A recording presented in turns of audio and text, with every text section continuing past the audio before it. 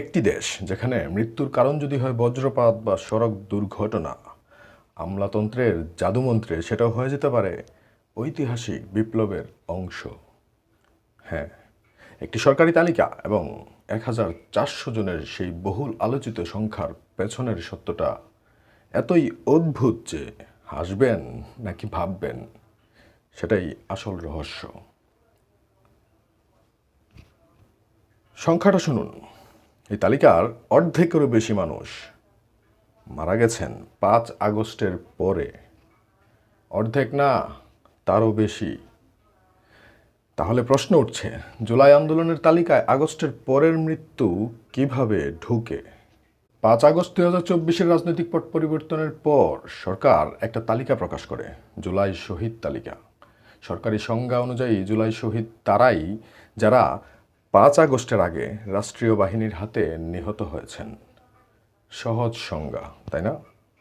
কিন্তু বাস্তবতা বলছে ভিন্ন কথা। সাংবাদিক এনায়েত কবিরের অনুসন্ধান বলছে এই তালিকায় এমন অনেকে আছেন যারা মারা গেছেন আগস্টের পরে সংঘটিত সহিংসতায়, জনতার সংঘর্ষে কিংবা অগ্নিসংযোগের ঘটনায়। এখন প্রশ্ন হলো, আন্দোলন পরবর্তী নৈরাজ্যের শিকার একজন মানুষকে কিভাবে ছাত্র নেতৃত্বাধীন জুলাই আন্দোলনের অংশ বলে চালানো হচ্ছে?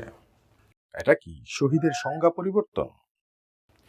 তাই যদি হয় তাহলে ওয়ান্ডারফুল, কিচ্ছু বলার নেই। তালিকায় আরও আছে বজ্রপাতে মৃত্যু, মদ্যপানে মৃত্যু, সড়ক দুর্ঘটনায় মৃত্যু, এমনকি ব্যক্তিগত পারিবারিক সহিংসতায় মৃত্যু। এখন সত্যি ভাবার বিষয়, আকাশ থেকে পড়া বজ্রপাত কি এখন রাজনৈতিক আন্দোলনের শহীদ বানিয়ে দেয়? This is not martyrdom, this is bureaucratic magic. এই অভিযোগ কিন্তু হাওয়া থেকে আসেনি।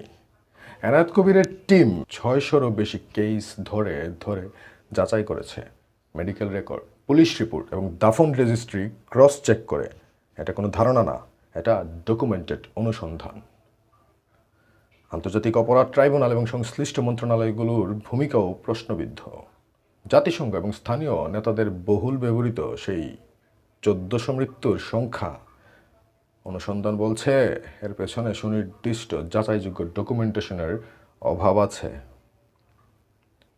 আর আরেকটা বিতর্কিত অভিযোগ, কবিরের অনুসন্ধান এবং সাবেক কিছু কর্মকর্তার বক্তব্য ইঙ্গিত করে স্নাইপার হামলার পেছনে হয়তো প্রচলিত পুলিশ বাহিনী বা কোনো আইনশৃঙ্খলা রক্ষাকারী বাহিনী ছিল না, বরং রাষ্ট্র বহির্ভূত বা বিদেশি কোনো পক্ষ জড়িত থাকতে পারে।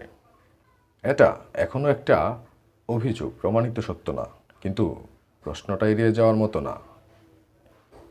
এই তালিকা এখন একটা রাজনৈতিক হাতিয়ারে পরিণত হয়েছে, দোষ চাপানোর হাতিয়ার।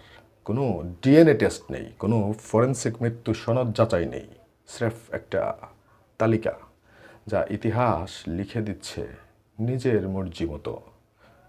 তাহলে প্রশ্নটা আপনাদের কাছে রেখে যাই, একটা জাতির শহীদদের তালিকা যদি বিশ্বাসযোগ্য না হয়, খেয়াল করবেন শহীদদের তালিকা, তাহলে সেই জাতির ইতিহাস কে লিখছে আর কি লিখছে? কমেন্টে জানান আপনার মতামত। আর হ্যাঁ, সত্যিটা জানতে সচেতন এবং ইনফর্মড সিটিজেন হয়ে থাকতে চ্যানেলটা সাবস্ক্রাইব করে সাথেই থাকুন, নিরাপদে থাকুন।